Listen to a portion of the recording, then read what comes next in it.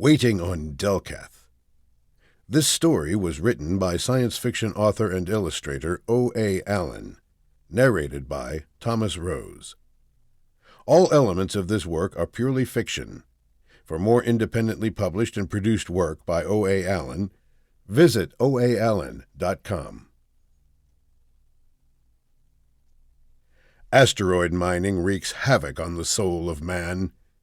It is lonely, dull, and laborious, which is why the mining nation of Delcath, according to their official program, only sends the most compatible workers into the deepest parts of space.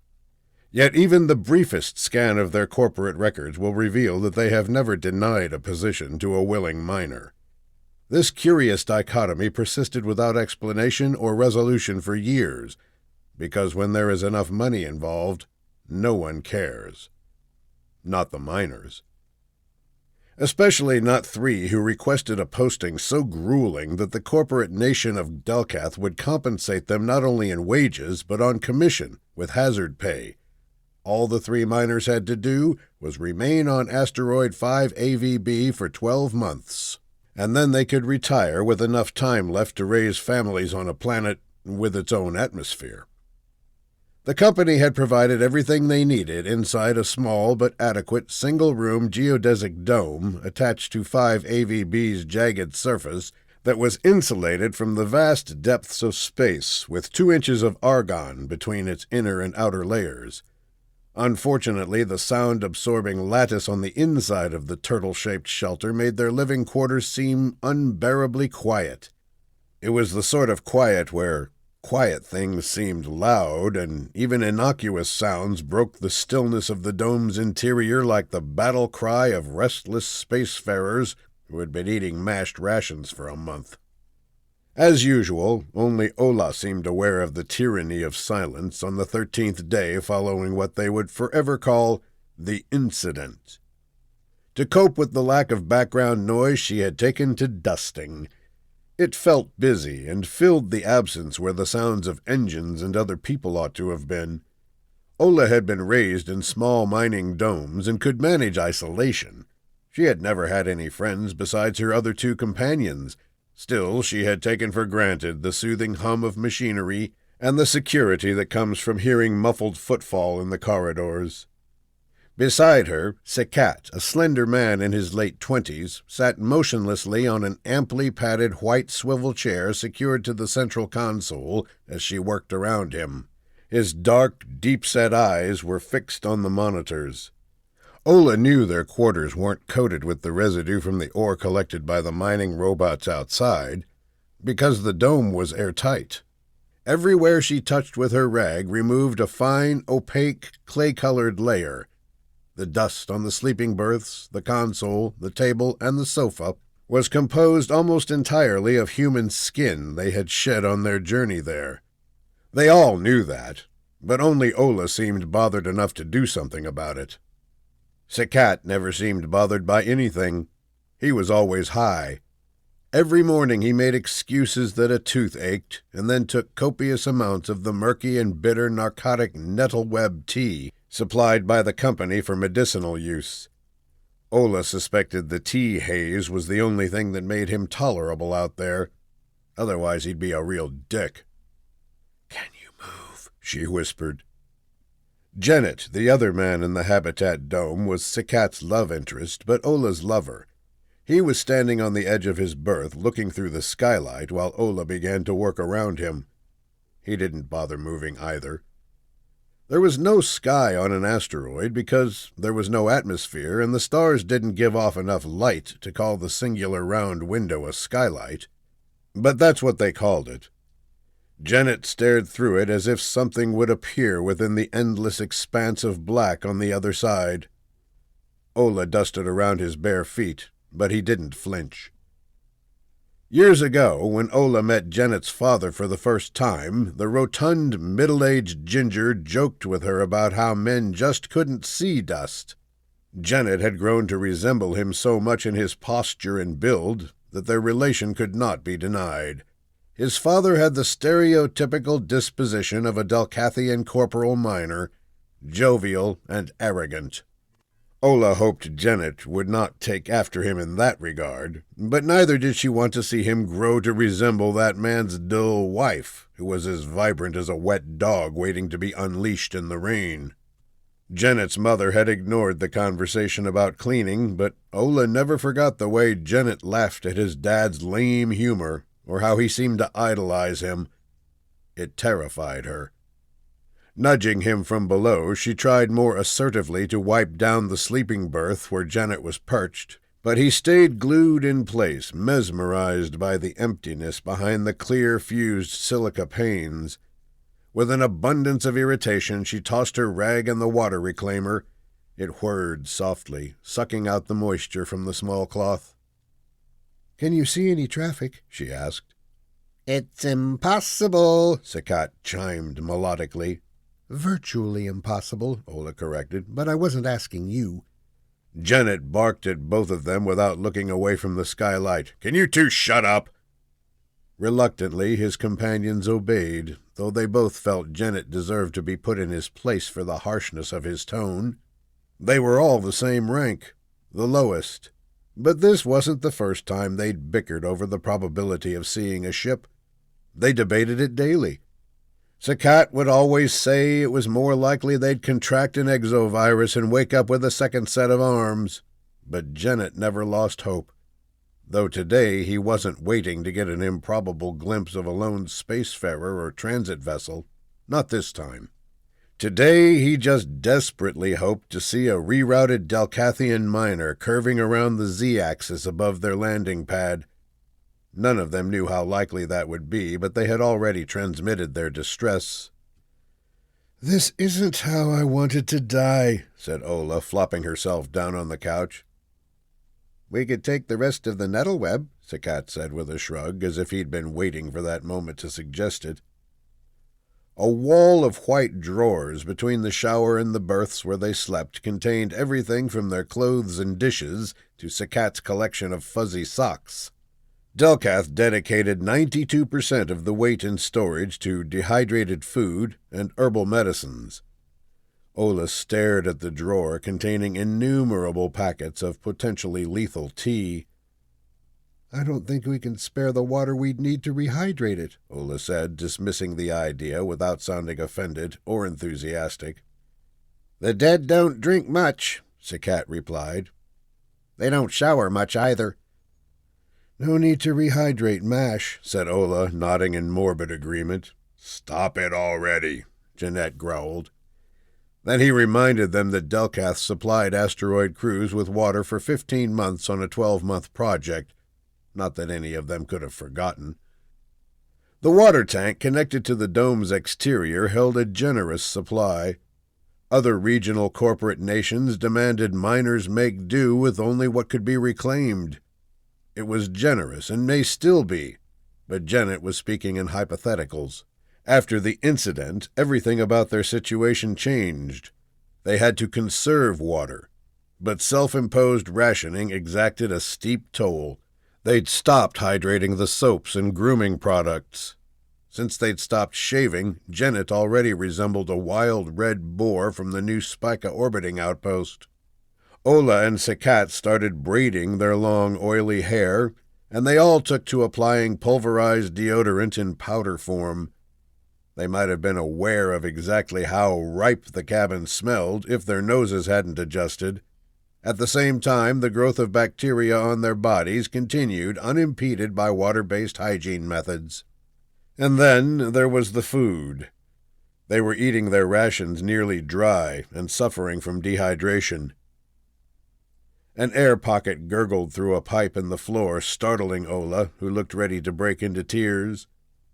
Sakat knew how to cheer her up. He climbed over the back of the sofa and started bouncing on the cushion. In its base, a device clicked noisily, converting human activity into energy for the network of sodium batteries under the floorboards. "Energy acquisition directed to batteries A67-92, said Alexandria, the computer, an artificial intelligence unit with less personality than the batteries she was reporting on. "They put energy reclaimers in the sofa?" Ola smiled incredulously. "Why did they think we'd be jumping on it?" Every activity and every motion was harnessed and stored. Every drop of moisture was conserved. Delcathian engineers were often celebrated because they seemed to think of everything, but there was one feature of their ingenuity that unsettled Sikat. Delcath directed enough power to light the dome outside so miners could visually observe the robots working through a series of small fused silica portholes. Why did they permit such a redundant expenditure of power? The dome had monitors. The terminal was linked to the robots, which also had monitors. There were sensors everywhere. Why would they want miners to be able to view anything outside with the naked eye? Any aspect of the dome's design that served no practical reason was psychologically justified. He didn't like this one because Windows were giving his companions baseless reasons to hope when the probability they would survive was too low to measure. He suspected that was exactly why they had been included. Ola accidentally knocked over a cup of tea, and it spilled across the midsection of the white sofa onto the white floor panels. "Why is everything white?" she asked, exasperated, looking for her rag. "To make us want to clean," said Sikat listlessly. He peered outside for the millionth time. "We might only have 3 days," he said. Janet huffed. Sikat sighed and started to rub his lower left jaw theatrically. Ola put her rag down and went to make him some more tea. Anything to keep busy. Outside, a cloud of iridescent ice particles that had been their water supply glittered about the dome and floated freely through space. Sikat could see the minute hole nestled in the crease of a broad dent on the curve of their external water tank. Unburdened by the pull of gravity, the water molecules, once exposed to the vacuum of space, had vaporized, then instantly froze, and the only sensor on the tank had also been damaged.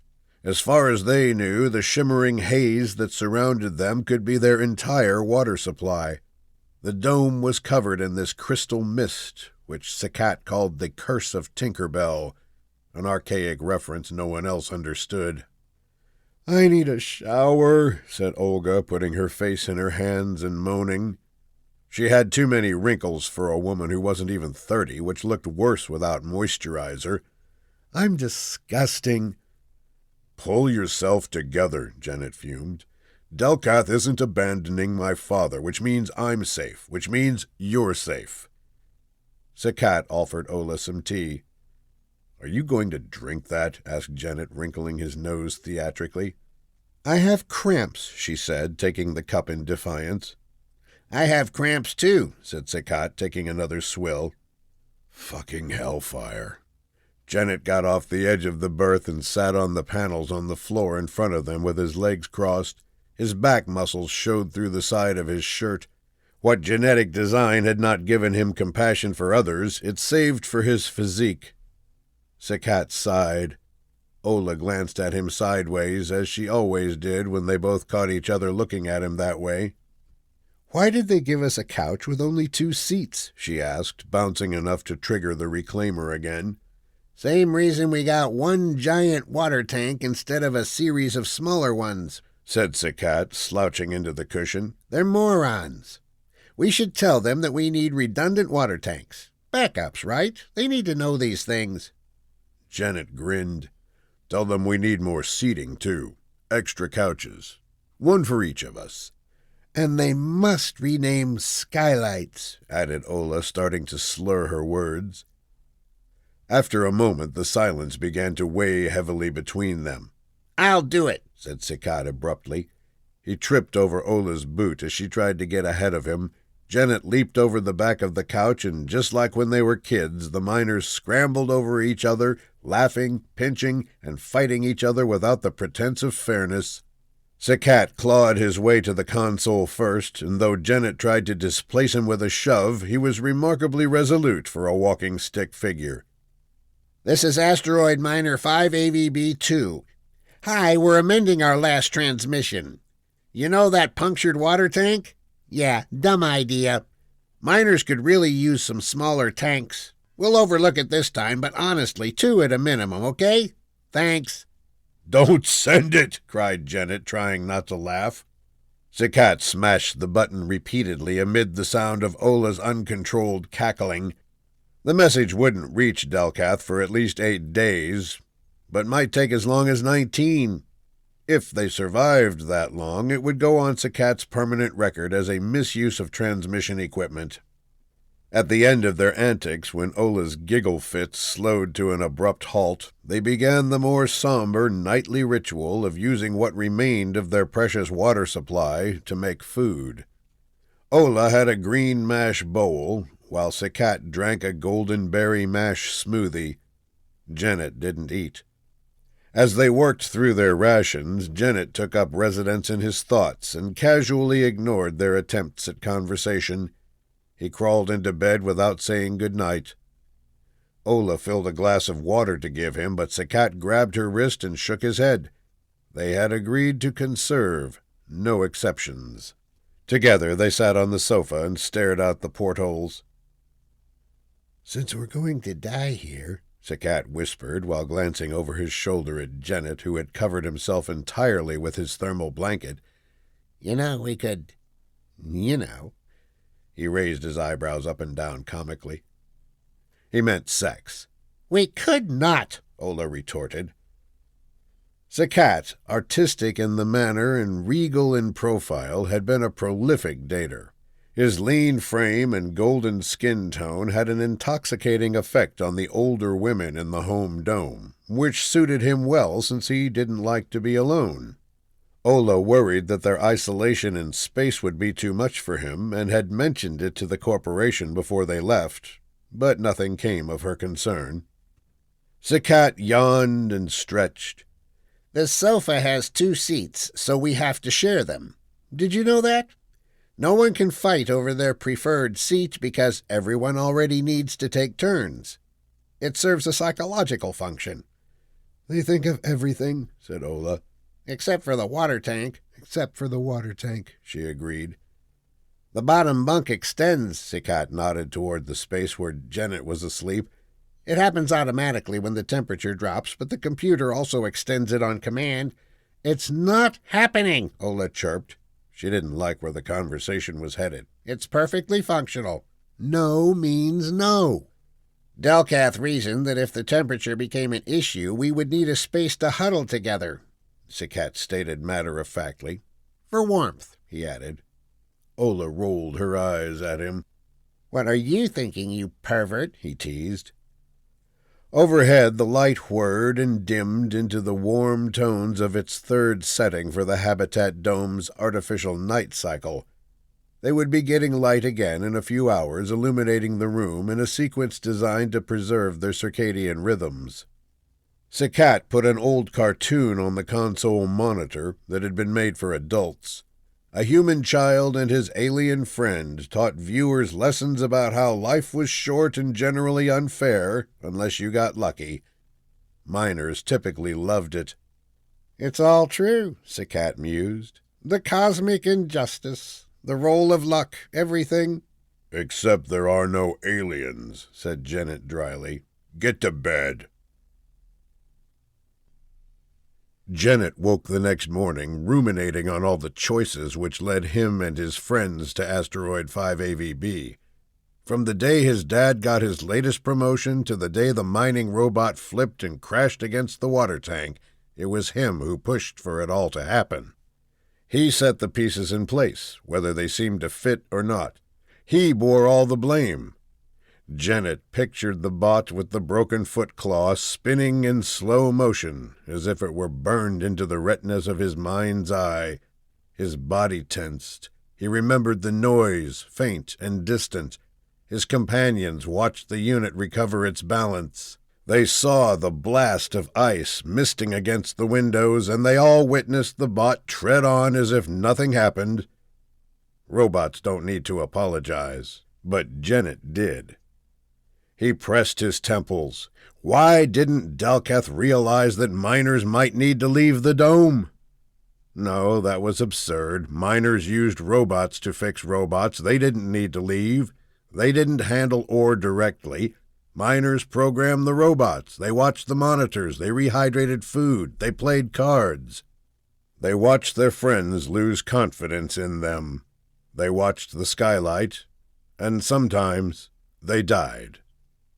What Janet needed to do, but couldn't do, was program the robots to gather all the tiny particles of ice floating around them and reseal them in the water tank. But he might as well have been trying to reverse the Big Bang. "I shouldn't have set the robots at maximum capacity," he announced. His words were met with silence. "I made us come here," Janet continued. "It was all my idea, and I fucked it up." Only a few days ago, Ola would have reeled in satisfaction like a boar in mud to hear him admit responsibility. She would have felt vindicated. But at that moment, his words were as useless as the tool set under the console. Nothing could save them. Sakat stood up and stretched, then bellowed out his own confession. "I used to steal my mother's sweet rations when we were confined at the lunar station." Janet looked confused. "And I blamed my brother," Sakat finished. Ola smiled weakly and shrugged. "Before I knew either of you," she said, "I was so angry at this girl Tala that I told all the new kids in our district that she wet the bed so that they wouldn't invite her over. We ended up pulling each other's hair at school." Janet laughed. "I'm serious," Ola snapped back. "Well, my father got me growth hormone," he blurted out. "I would have been too short for the mining program." Ola snorted. His dad's rank would be stripped if anyone found out. "I hate you," Sakat said to Ola, making eye contact only for a moment. She froze while he walked over to a porthole and stared at the bots as they continued working, unaware of the humans in the dome. "I know," she whispered to his back. The revelation caused no ripple, because some secrets are only unspoken truths, the fodder of comedians, and the forces guiding people's lives like the currents of oceans under a still surface. They all knew it, and their imminent deaths made it pointless to hide.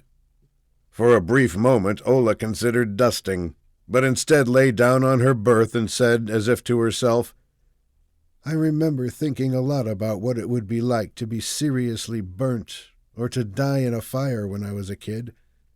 I never thought I'd die of thirst." Sakat itched to tell her how much she annoyed him, and at that moment he considered sharing everything the older women said about her at the home dome until she broke into tears. Though seething with jealousy, he realized that Janet wouldn't approve.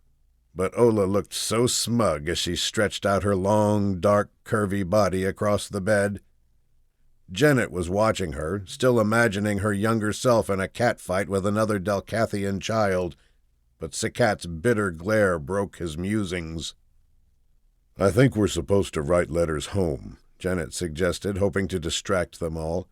He motioned in the direction of the transmissions station on the console. Maybe if they started saying their goodbyes to their family, they'd be interrupted by a message from Delcath. But no one moved, and after a moment's contemplation, Janet got lost in another daydream that help was on its way. "Alexandra, how many cups of water does the average human male contain?" said Sakat, over-enunciating. 15, she replied, entirely missing the implications of his question. "I am not cutting you up for the reclaimer," Janet yelled in his deepest voice. It had authority, but his friends were immune. Sakat squinted at Janet. "Delcath isn't abandoning a year of profit over a rescue mission just because your dad got promoted to Corporal Bootlicker." "We don't even know if that water isn't just going into the void," Janet grumbled. Sakat might be serious, but he could also just be trying to get him worked up. "You're more like 13 cups anyway," said Ola. Sakat reached for a cup of nettle web, which he began to pour down his gullet, not seeming to care if he choked. Janet marched over, swiped the cup from his hand, and shoved him onto the sofa, which bounced and sent a small charge to the battery. "We've had men on asteroids for 20 years!" Janet's shoulders heaved as he bellowed, his face now nearly as red as his ruddy hair. Ola slid away while they argued, taking a paper book with her to the bone-dry shower stall, something she often did during the years before one of her mother's divorces. Tears rolled down Sikat's cheeks as the hatch door latched behind her. "God damn it," he breathed. "That's such a waste," Jeanette said, pointing at a droplet that had rolled off Sikat's sharp cheekbones and landed on the titanium floor. He got down on the ground with a tissue and wiped it up. He grabbed Sikat by the back of his head and dabbed at his eyes. Sikat laughed. "Any more?" he asked. Sikat shook his head. He wished they were alone on 5AVB because Janet was different when it was just them. He longed for that closeness, to not feel like a secret between them. He didn't need Janet to love him as he did Ola. He just believed their bond to be real, and if Janet hid it from everyone, what did that mean? Maybe it wasn't even Ola's fault he acted differently, but Sikat couldn't bring himself to blame the man. Janet, however, still felt like fighting. His friend was either too intellectual, too emotional, or too aware of their difference in strength to ever spar with him, though he would have never hurt him. He just needed to punch something, because Sikat loved to pick fights and never bothered finishing them. Janet swung 2 punches in the air and then threw the tissue in the reclaimer. "We could draw straws," Sikat said. "It's not a good idea if we all go at once when at least one of us could have survived." "What if we started sacrificing ourselves and there was never a need for it? How would you feel going home and explaining why Ola or I died? I couldn't do that to you." Janet used his softer voice. "Delcath is coming." "You can see the water outside," Sikat argued. "Just drop it," said Janet. Sikat tried to talk about whether the water had been drained from the tank or if it stayed in place in the tubes, but Janet didn't know and wouldn't pontificate further on the matter. Neither of them knew if the reclaimed water was also vulnerable through the puncture or secured behind a valve. Sikat was perturbed by his evasions. He couldn't just wait.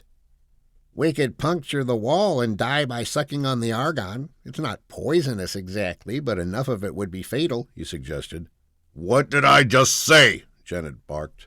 Ola flung open the shower door and let out a primal wail as if the force of her voice could fold the space between them and home, and if she stopped too soon it would all be for nothing. "Ah!"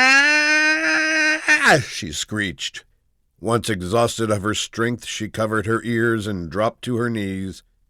Janet went to the wall of drawers. "Where's the nettle web?" he demanded. "We're running low," said Sikat sarcastically, then pointed to the lowest drawer in the column where Janet was searching.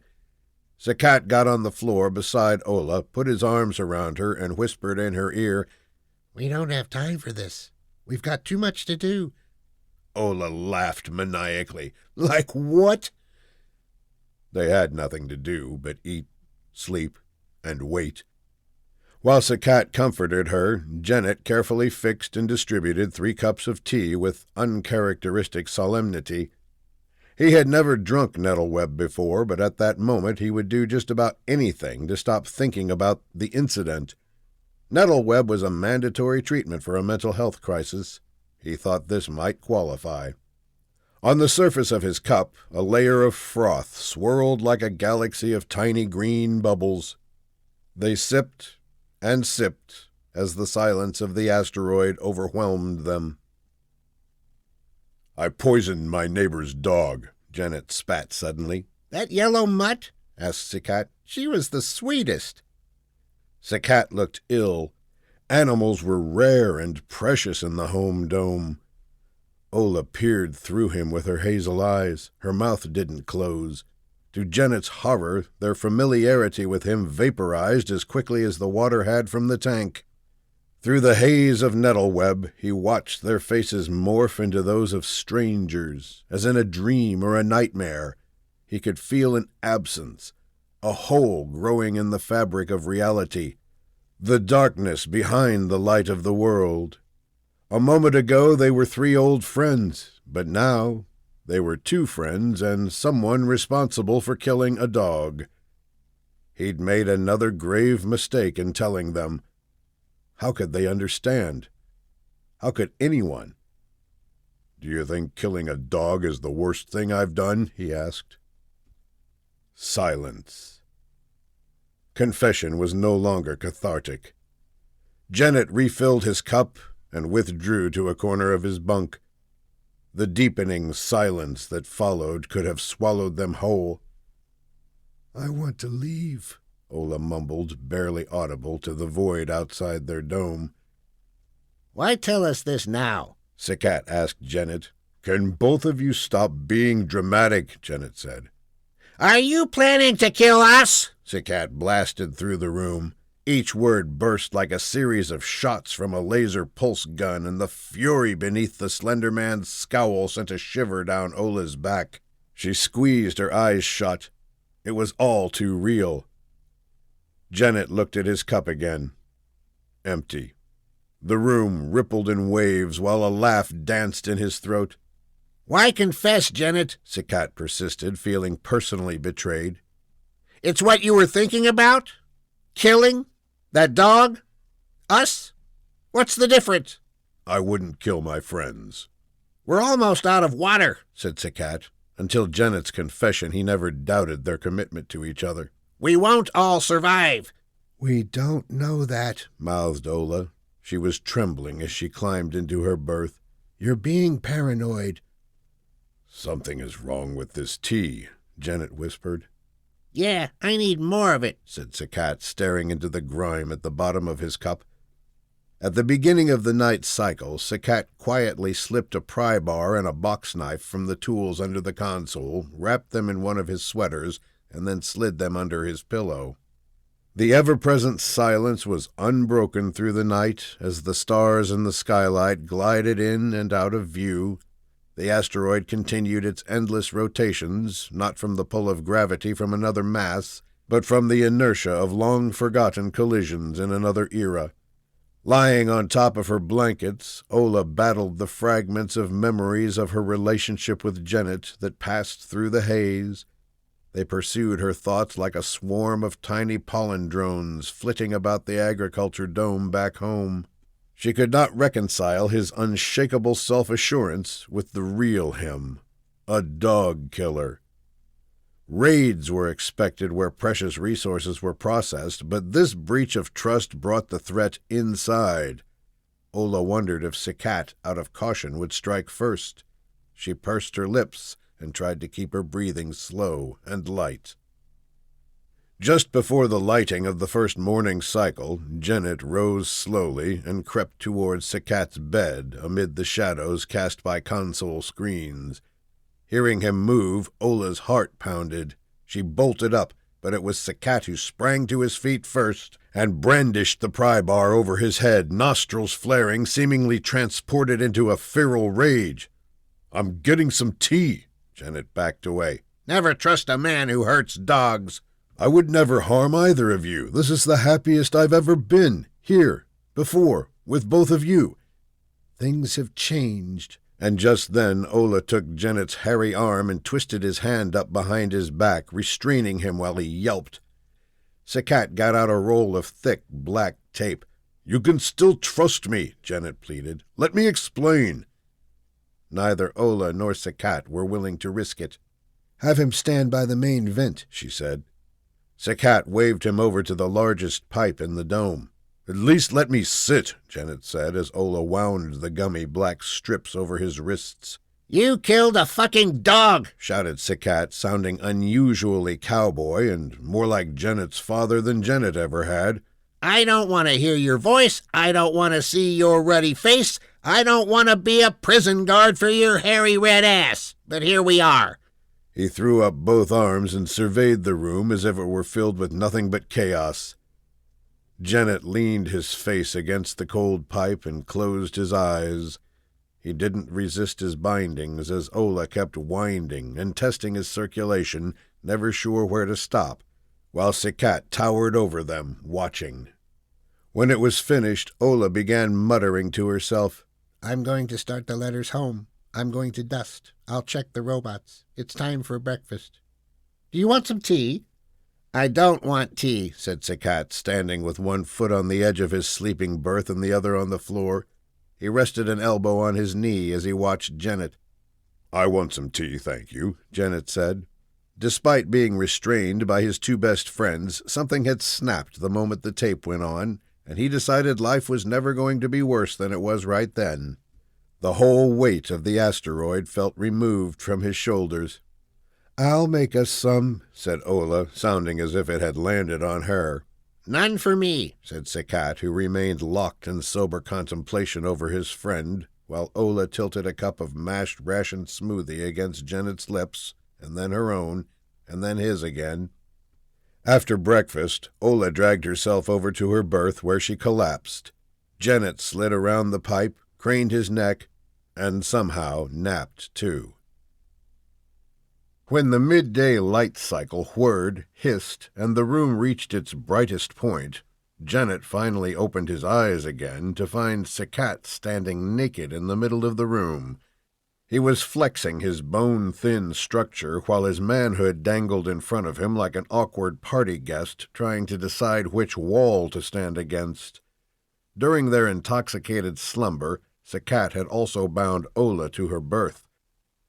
"I don't know how people do this," he cooed serenely, appearing in a much less sane mental plane than when they had fallen asleep. Ola flashed her eyes wide to get Janet's attention to the tape around her wrists without drawing Sakat's attention, but Janet read the situation differently. "Hellfire, Sakat! What are you doing?" he yelped. "This is what people do," Sakat said. He ran his palms across his belly hair, mesmerized by the mildly convex curve of his torso, which protruded from his ribcage. Ola tried to sound as normal as possible. "What is it that people do, Sakat?" "I'm going to rub my shit all over myself." Janet and Ola looked at the cup sitting on the table in front of him and recoiled as far as their bindings allowed. "And dance," he added. Janet yanked his wrists against the cold pipe like a mouse in an owl's grip, futilely trying to free himself from a certain horror. "I don't know what music I should play," said Sakat. "You don't have to do this," said Ola, forcing herself to sound calm. "I'm pretty sure dancing around covered in your own feces is an optional part of facing death." She also started tugging at the tape on her wrists. Sakat noticed and grabbed the box knife, then rushed to her side, with his unwelcome guest swinging around beneath him. Ola unleashed a scream reserved for walking in on bloody murders and falling off bridges. "Don't you touch her!" Janet pulled hard enough on his bindings to turn his hands white. "Don't be stupid," said Sakat. Ola screamed again, but Sakat only cut the tape, freeing her completely. A rush of adrenaline lingered even as he backed away. "I thought it would get messy if you woke up," he explained. Ola nodded slowly and then tiptoed toward the vile cup and its unspeakable contents in order to throw it in the reclaimer, but it was empty. "It was too gross," admitted Sakat, looking sheepishly at her from the corner of his eyes. Seemingly finally aware of his nakedness, he grabbed his pants. "I thought if the greatest artists would probably have gone out this way, well, I didn't want to go without knowing why." "I hate artists," moaned Ola. The following hours felt dubiously routine for the three miners. Sakat returned to fiddling with the robot's programs. Some of the units could weld, but they were geared for repairing mining equipment. The puncture in the water tank required finesse that was beyond them, but Sakat was trying to use one to adapt another. In truth, he hadn't learned enough programming even to move either of the bot's arms, so they were standing still, facing each other instead of working. He listened to some early 20th century experimental Earth music as he worked to help him concentrate. While he'd usually wear headphones, right then he needed to split his focus between the console and the prisoner. "This is the auditory equivalent of rubbing shit on yourself," Janet whimpered. His position was growing painful. "String instruments?" asked Ola, who had a journal on her lap filled with fresh, raw poetry. "Pianos," 72 of them. Sakat closed his eyes and swayed side to side, imagining himself as a burning ember floating above a bonfire. Dancing around the room, he envisioned satyrs drinking wine and trampling flowers, surrounded by an ancient forest with little hairy goat men. That was how he hoped to go. Ola eventually joined in, though her frenzied gyrations seemed more indicative of a medical condition than a dance. "Do you think it matters what we do now?" Sakat asked. "Like, is there a cosmic scorekeeper out there, or are we only responsible to ourselves?" "You mean, like, is God watching us?" asked Janet. Ola filled a spatula with plain mash and held it in front of Janet's face. "All Earth religions have the same objective," she said. "It's about increasing the population. Don't kill. Don't take other people's stuff. Cope with the unjust division of labor by not envying your neighbor's donkey. And above all, be fruitful and multiply." "Just because those guys were low-tech and earthbound doesn't mean they were idiots," said Sakat. "People do whatever they can get away with when no one else is looking," Janet said. "And you're a dog killer," said Sakat. "No, there's got to be more. They had rules that were easy to teach and easy to understand, but they pointed to something deeper. I think there's a message about our existence hidden in plain sight. We're all responsible for the impact we have in our life, the ripples we cause, positive or negative. Something unites us in our shared presence, and we are the epicenter of our influence. We're a series of events across space-time that bends reality to our vibrations. We're here to make the world better, or worse. Humans have always understood this. The form changes, but the knowledge has always been there." "That's toxic thinking," said Ola. "If there is a God, he plays favorites, and I'm not one of them." "I believe it's an opportunity," Sakat said. "You only get so much time here. You've got to make the right waves." "And who sets the consequences?" asked Janet. "An all-powerful being who never shows his face?" "Who cares? It's too late for making waves," said Ola. "And I'm tired of this conversation. It's not making the right waves for me." The next morning, Sakat refused water and declared his determination to sacrifice himself to save his friends. "If you're not having any food or water, neither am I," said Janet. The dark circles under his eyes startled Sakat, as they resembled almost bruises under his thin, pale skin. Janet winced intentionally as he tried to relieve pressure on his spine. He needed to sleep, but instead he had twisted around the pipe through every cycle that night. "Why don't we take just one more shower?" Ola whined. "I bet most of the water gets reclaimed without escaping."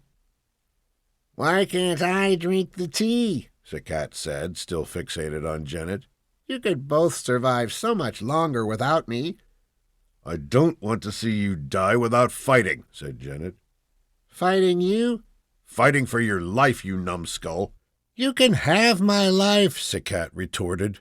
"I don't want it any more. It's been used, and not all that well." "Listen, I don't know what's going to happen." Janet used a slow and deliberate tone as he spoke. "Maybe Delcath has cut their losses and won't come until the robots need repairs. Maybe they're on their way and will run out of water tomorrow. Maybe this is it for us. But I've got to tell you something, and I need you to listen. I don't care if you untie me or let me die here, but I can't die with this on my conscience. Maybe that can be your last ripple. Just listen to me."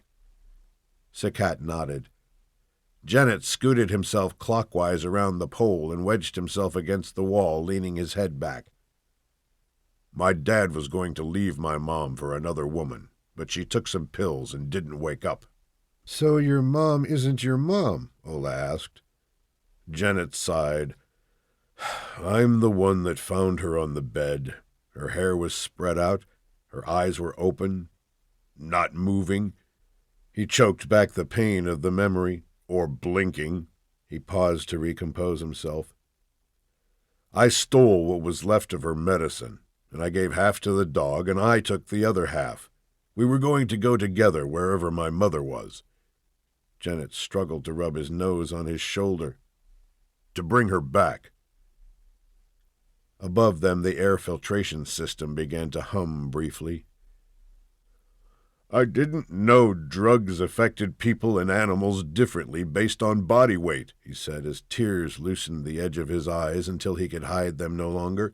"I couldn't find any more pills. Whenever I think about my death, I think about seeing that dog again.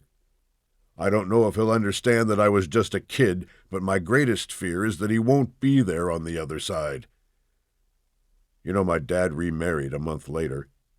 "You never told us she was your stepmother," said Ola with a hint of suspicion. "How do you know your mother took the pills? Maybe he set up that scene for you to find. Why have you never told anyone?" "I wasn't allowed to talk about it," he began sobbing. "I don't know why he didn't love her or why he loved me, or if he had something to do with it. I barely remember any of it now, but I know the memories are real, and I know he's my only family." "Except us," said Sakat. "You understand. We can't untie you," said Ola. Ugly and covered in mucus, he struggled to reach his face. "I'm not asking for that!" he shot at her.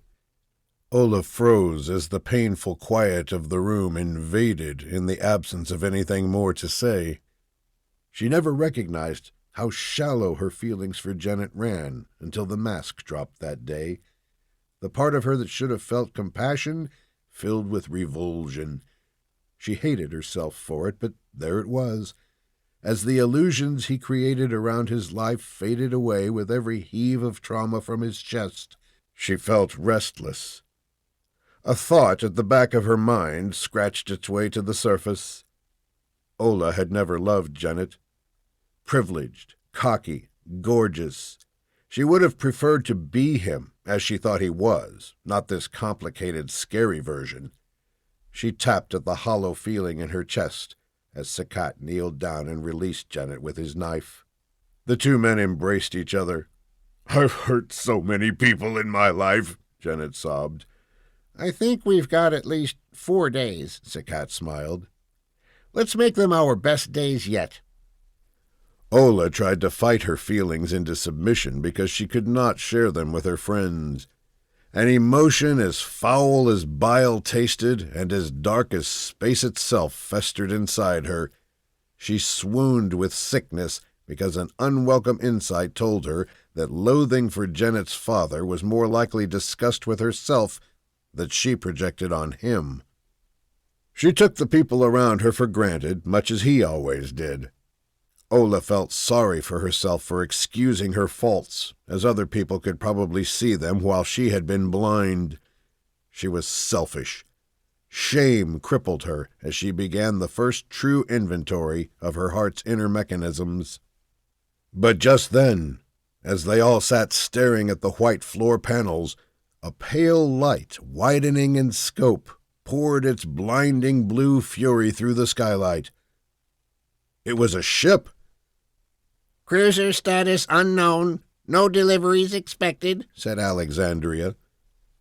They all realized in unison that Delcathian ships would have used the landing pad, and this one differed in that significant respect. The craft looked unusually thin and triangular on the monitors as it hovered over the dome. It had a tail. Delcath didn't build ships that shape. As asteroid miners, their vulnerabilities were laid bare, protected only by the hope that rival corporations never ventured close enough to detect them. Sakat slid into the chair by the console while Janet leaned weakly over the transmission panel. Alexandra couldn't decipher the message the ship sent, which sounded like squawks and was unrelated to any language in their region of space. Ola felt a chill run through her. A hostile nation would take the ore from the cache and run, not hover over them, sending what sounded like avian mating calls. "Let's give them a look at us," said Janet, streaming their image to the strange ship. In return, they received a video stream of minty blue scaled creatures with long snouts and slit eyes. Glossy peridot beads set in silky gray textiles hung from their shoulders, but with 2 arms and 2 legs poking underneath, they appeared somehow more human than animal. "This is a joke!" yelled Janet, thinking it might be a non-commercial exploratory vessel from a planet on the galaxy's outer arm. "Can't they see our water tank?" Ola pushed herself in front of Sakat and changed their visual stream to the water tank monitor. "You have to help us," she begged. Ola, let me handle it, Sakat said through gritted teeth, shoving her aside.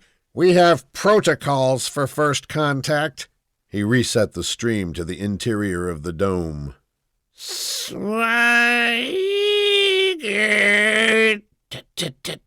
Swat. The sound followed convincingly in sync with the movement of the alien creatures' mouths, though any visual filter could have generated the image. "I don't care who you are or why you're doing this, but I'm in a metal tent on a rock with a dog killer and a guy who just tried to rub his shit all over himself," Ola hissed into the mic. "Help me out here." The supposed aliens continued to transmit visually as Janet and Sakat struggled with Ola for the controls. She was determined to do whatever was necessary. Amid their fight for the console, the aliens lowered 3 clear sack containers onto the surface of the asteroid, which they secured with an organic brown sticky netting emitted from peculiarly organic-looking yet apparently robot arms that emerged from the bottom of their ship. Sakat got the upper hand and held Ola back while Janet managed to transmit a Delcathian first contact file containing a 50-year-old statement of goodwill. No one had taken it seriously enough to update it since it was first written, but every miner knew about it and its long history of being the butt of innumerable jokes. Then the aliens squawked one last time in melodic unison, robotic arms withdrew into the belly of the ship, and they disappeared like an insect sucked out the window of a land vehicle on a planet, one with an atmosphere, leaving the space over the dome painfully empty. Gone. They were gone. "Why did you let them go?" Ola screeched. She pummeled Janet with a few loose swings. "I hate you both." She marched herself into the shower and shut the door. "That wasn't real," said Janet. "Alexandra couldn't detect filters or non-organic textures," said Sakat, studying the information their budget-level computer had gathered. "It was real," he breathed, not fully convinced of his own words. Janet slumped down onto the sofa like a mass succumbing to gravity on a large planet. He hit hard and bruised himself on its arm. "Maybe they'll translate that message and come back," Sakat said, absently rubbing his jaw. "I never thought it would be me," said Janet, his eyes full of wonder.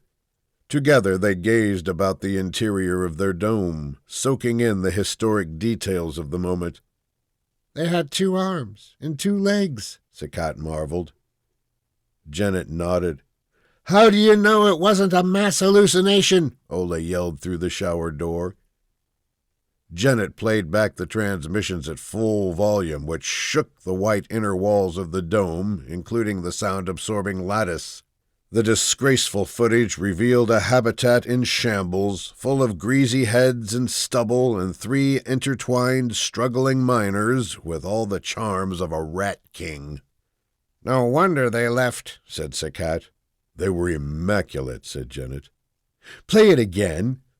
The dumbstruck watchers continued the replay, while outside the robots whizzed around, running their tasks, just as they had during the encounter.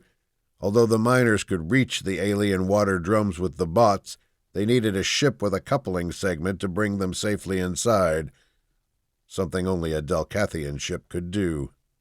Ola emerged from the shower.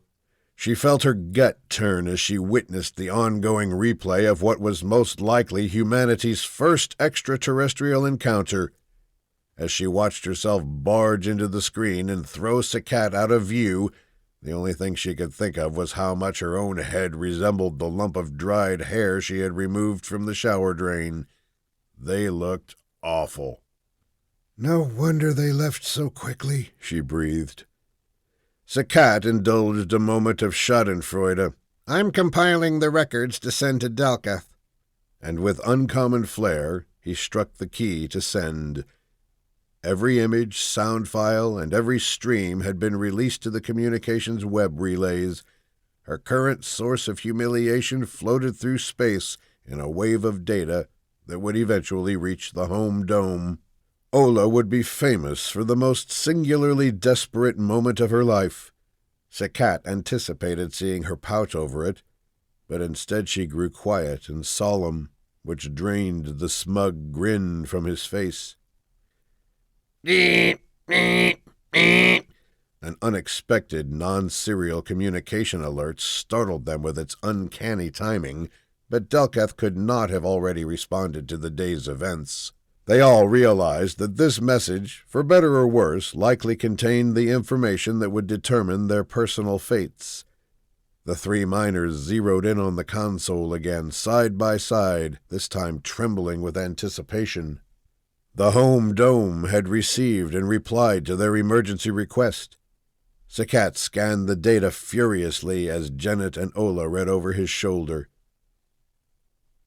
Water sensor redirect instructions? Not even a letter from my dad? Janet punched the console on its central post. It clicked as the energy was absorbed for redistribution. Ow, he mouthed. Not even a letter from our supervisor, Ola said. The water sensor instructions have highlights, Sakat said, opening the file. Alexandria, do you have a copy of these in your directory? Yes, they are accessible through vocal prompts and both visual, tabular, and hierarchical information flow. Why didn't you tell us we had a manual for the water tank sensors? No request recorded. You're a cold bitch, Sakat laughed. He started browsing the data on the water tank, comparing the highlighted file to Alexandra's information. One diagram explained everything. Their tank consisted of 5 distinct chambers with 3 redundant tanks under the dome. But the data aggregator setting was displaying the readings as 1. The reclaimed water joins the system through a valve before the internal heated tank. Ola beamed. She and Sakat locked arms and started hopping in a circle. The measure of their relief seemed to match the stress that had just vaporized. Janet looked at them, vacant in comprehension but hopeful. You dolt! We're going to live! Cried Sakat. Alexandria, power down the water tank data aggregator. Ola helped him reboot the entire filtration system, which reinitialized the segment sensors. Only 2 tanks had been compromised, but it didn't matter. The reclaimed water could never have been affected. You know I love you as much as I hate you, Sakat told Ola. Maybe sometimes you just wish you were me, she suggested in a warm tone that belied the complexity of their relationship. And any other day he would have found such a presumption annoying, especially from her. Still, something in her voice resonated with humility, forgiveness, and everything pure and good about real friendship. He grabbed both his companions in his arms and planted kisses on their heads. They actually do think of everything, said Janet, trying to pry himself free. Weren't you supposed to know about stuff like this? Sakat said. I mean, you were chosen. You were trained. You're responsible here, aren't you? Janet grinned inanely from under his red stubble, backing away. I'm just a miner. He could see his friends weren't amused. I thought Alexandria would be more helpful, he shrugged. She's a glorified file system, said Ola, amused but too happy just to know she could shower again to let the bitterness of blame creep in. Did you even pass your certification? Sakat asked, rubbing his jaw fiercely. Then he frowned. Did you even take your certification exam? My dad waived it, said the privileged son of maybe murderer. Sakat pushed Janet over the back of the sofa. It clicked once. Then Janet pulled Sakat's arm behind his back and laughed so hard he triggered Alexandria, who asked if they needed assistance. Janet released the smaller man, but Sakat pulled him to the ground, and they tussled across the floor. It felt too good to stop. They were going to live. Their bliss wasn't the presence of something wonderful, but the sudden, unexpected, and total absence of all terrible things, and the rush of awe from the continued mystery of life itself. As quiet as the vacuum of space, Ola collected some gear and slipped into the shower. The scalding water poured through her hair, and she lathered up the soap excessively, running her hands across her face until it squeaked. The shame and horror of the last week seemingly washed down the drain. "We made first contact," Janet said as Sakat finally let go of his head. The slender artist stretched across the sofa and held his jaw with both hands. "I'll forgive your nepotistic ass for its nepotistic assery, but I need you to do something for me." "I may owe you." "Pull this tooth." Janet slid over beside him and peered into his mouth. A dark cavity betrayed the rot at the core of his aching tooth. He nodded.